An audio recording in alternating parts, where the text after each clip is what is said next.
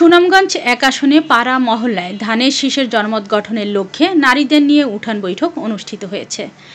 বিস্তারিত সাদিকুল ইসলাম বাচ্চুর প্রতিবেদনে। তাহিরপুর উপজেলা শ্রীপুর উত্তর ইউনিয়ন ২ নং ওয়ার্ড মহিলাদের উদ্যোগে স্থানীয় বিএনপি ও মহিলাদের উপস্থিতিতে উঠান বৈঠক অনুষ্ঠিত হয়।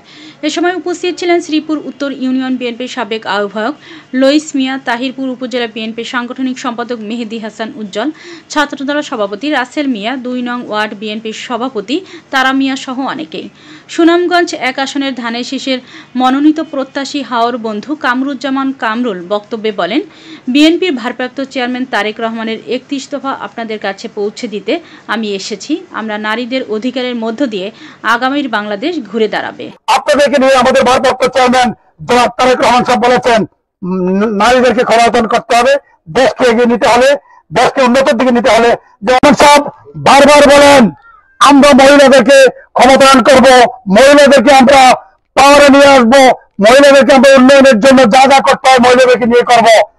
আমরা এবার সর্বোচ্চ অধিকার দিতে চাই মহিলাদেরকে। আর এই মহিলাদেরকে সর্বোচ্চ অধিকার দেওয়ার জন্য আমি চাইতে পারবো না। আমরা বলতে আপনারা আমার মা বোনেরা যারা আছেন তারা যদি আমাকে সহযোগিতা করেন, আমার পাশে থাকেন, তাহলে আমরা ইনশাল্লাহ এই তাহিরপুরকে পরিবর্তন করে দেবো ইনশাল্লাহ আপনাদেরকে নিয়ে।